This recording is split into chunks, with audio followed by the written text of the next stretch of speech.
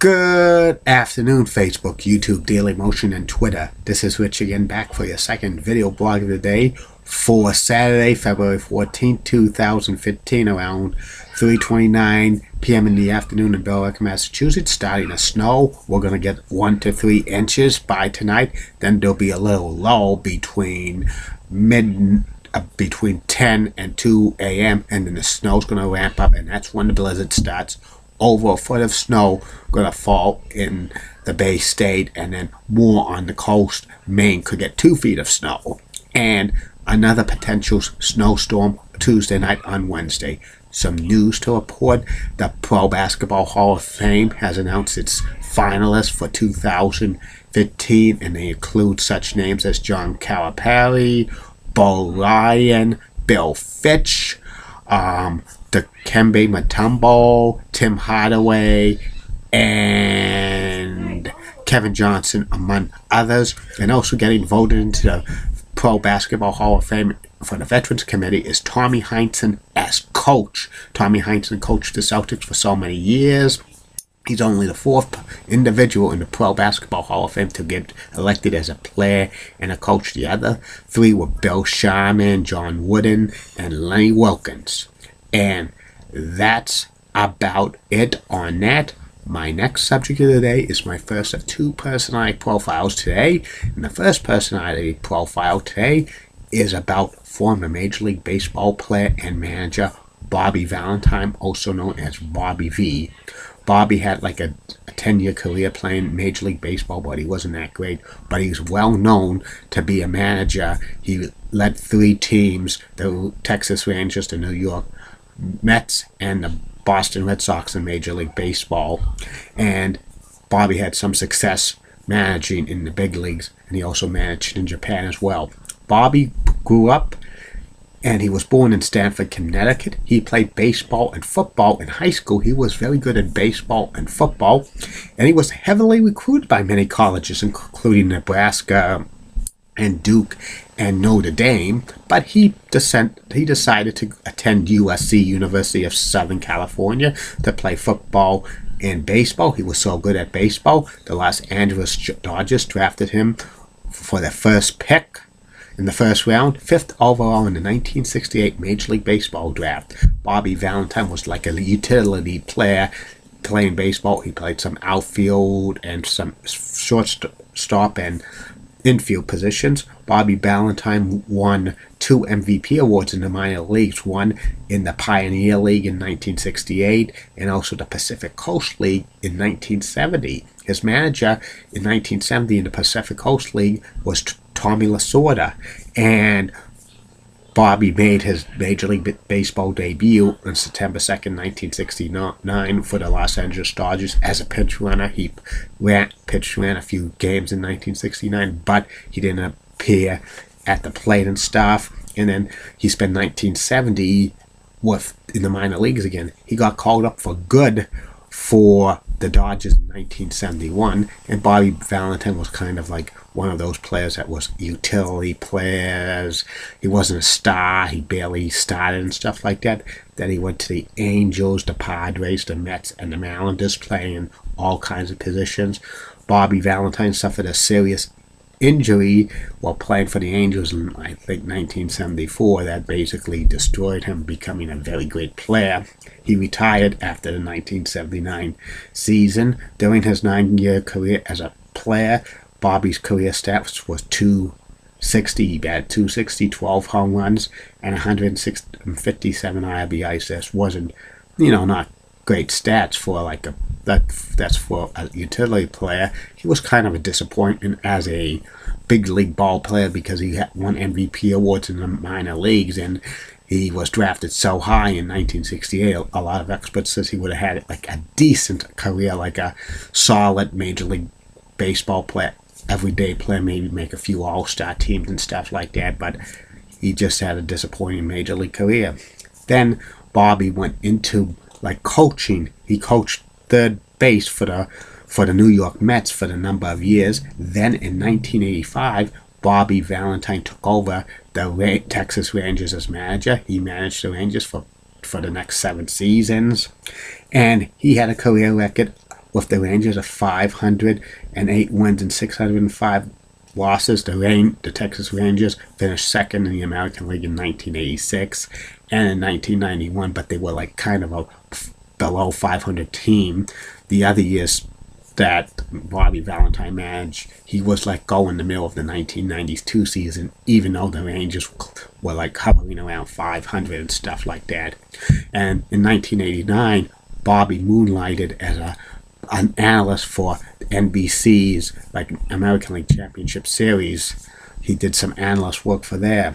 And in 1994, Bobby managed the Mets AAA affiliate in Norfolk Tides, and he did it again in 1996. Then during 1995, Bobby Valentine managed the Chi Ben Lokdo Marinas in the Japan League in 1995. And then in 1996, while managing the Norfolk Tide again, he got called up to manage the New York Mets to end the 1996 season. Then he continued to manage the Mets through the 2002 Major League seasons, and every year the Mets improved their record and stuff. And in 1999, the Mets made the playoffs for the first time in 11 years as a wild card team. They made it to the League Championship Series, losing to the Atlanta Braves.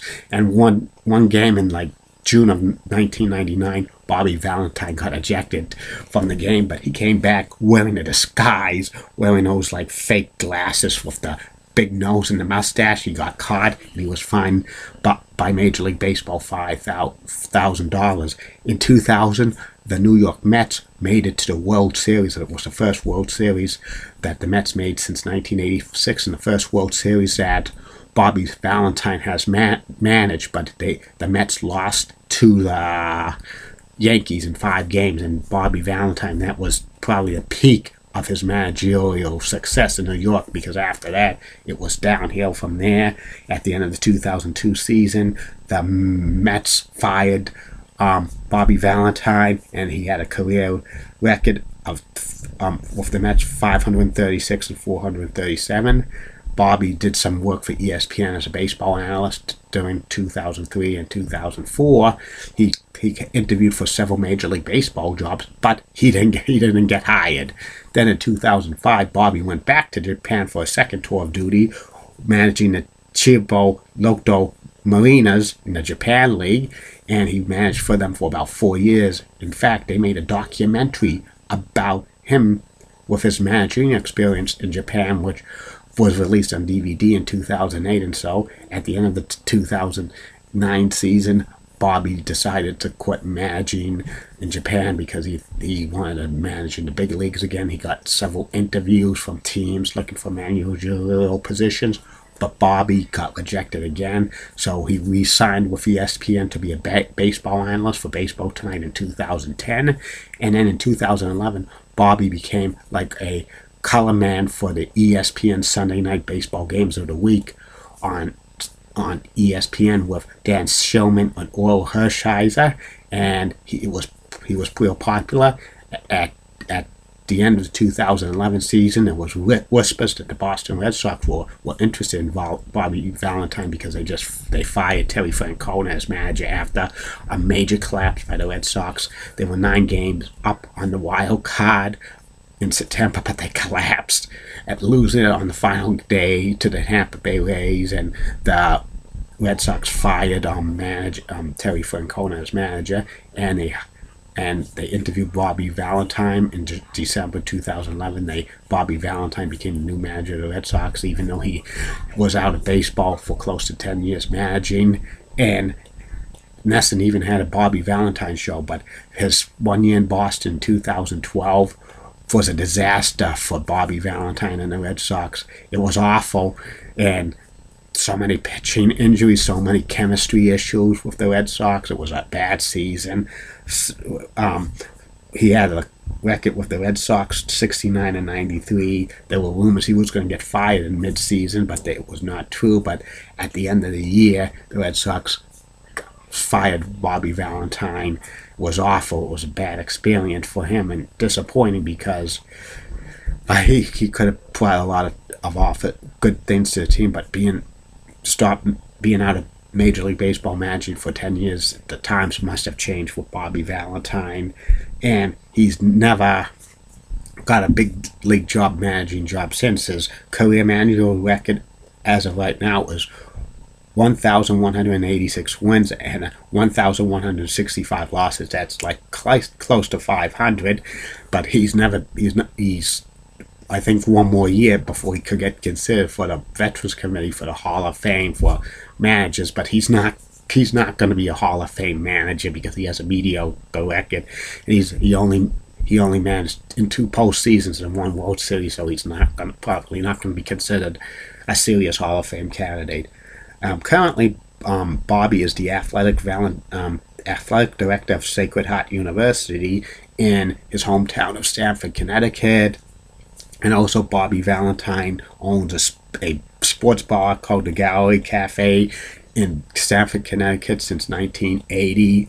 Bobby Valentine's was a decent manager in the big leagues, but like a mediocre 1,500 record, and he led the Mets to success in the late 90s and early 2000s and stuff. So if you managed to a World Series, you're a decent manager, but he's not one of the all-time great managers, but he's a decent manager. But I don't think he's going to be managing in the major leagues at all anytime soon and stuff like that. And that's about it on Bobby Valentine. I'll be back later, Facebook, YouTube, Daily Motion, Twitter, with my third and final video blog on night, which will be about WWE Hall of Famer Greg the Hammer Valentine. See you later, Facebook, YouTube, Daily Motion, Twitter. See you tonight.